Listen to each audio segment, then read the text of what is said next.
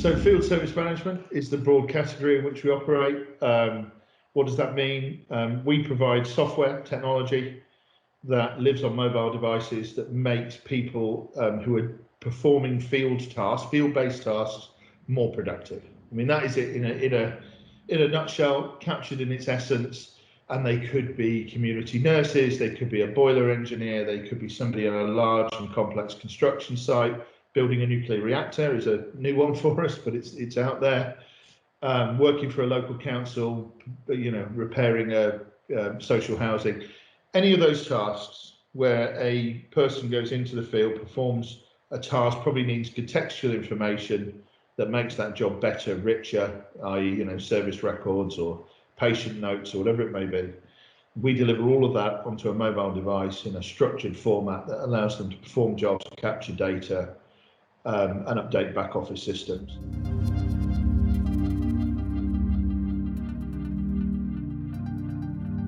Working from home, the change in process for us was very seamless. We were then very quickly into a planning process where we said, well, there's really two options. We can hunker down and hide under a stone, begin to look at cost measures and so on, or we can really double our efforts and work out what it is we can do to accelerate during this process. And we opted for the latter. We really did work very hard during April, May, June, and continued, but those months especially. One of the keys was we really ramped up our communications with regards to customer communications, just making sure we didn't provide the opportunity for any concerns to develop. We made sure our customers were aware that everything was continuing as normal. We learned very quickly that, like many organizations, the priorities of the customer base changed almost overnight. So we had to think through the problem. Our customer set effectively are the people who visit people's homes quite often. It's the field force, and clearly that stopped. In a strange way, we bent over backwards to understand where different organisations were and the different challenges of different industries we had to think through straight away. Involving customers in those discussions and listening to what they had and what they needed was really important. We're now in a different phase. Now we're in potentially a vaccine phase, and that's a different opportunity as well. We're now talking about tens of thousands of people being deployed to deliver vaccines, and all of those things, huge logistical challenges.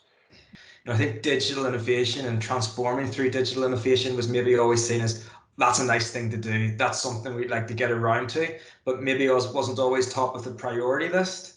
Then whenever COVID hit, people had to change the way they worked, they had to change the way that they delivered service.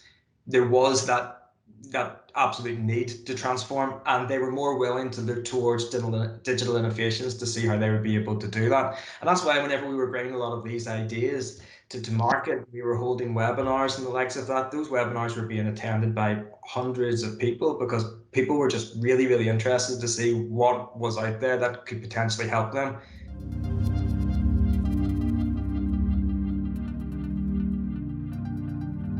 People aren't working from home at the minute, they're living at work. You do provide your staff with the freedom and you let them know it's okay, you don't need to be behind your laptop for 12 hours a day. I think very quickly we adapted ourselves around daily stand-ups for all the teams, weekly all hands calls where we would all stay connected. We started to use things like Yammer a lot more, so internally we didn't miss a heartbeat. There's certainly been elements of personal pride about the people in the organisation as we've gone through this.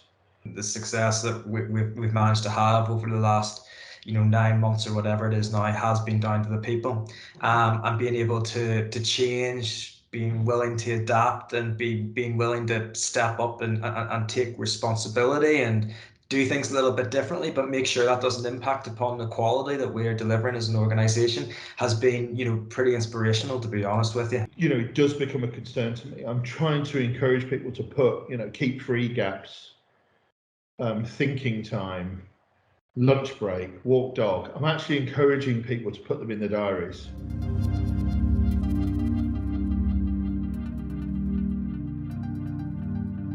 Speaking to one of our health customers over this period, think one of their big challenges was, the stress that was obviously being put on staff. And the story they wanted to tell us about the benefit they were experiencing is, this lady walked into the canteen one lunchtime, and she was able to see her community nurse team that was to be able to sit around and actually dedicate some time and have some lunch, because we've been able to relieve some of the stresses that they were experiencing on a day-to-day basis. So it's not just having an impact and driving benefits of that kind of organizational metric heavy there, but it's actually making people's day-to-day lives a little bit easier, and particularly those people that are maybe having a tough time in this moment, like those in the NHS and social care services across the UK.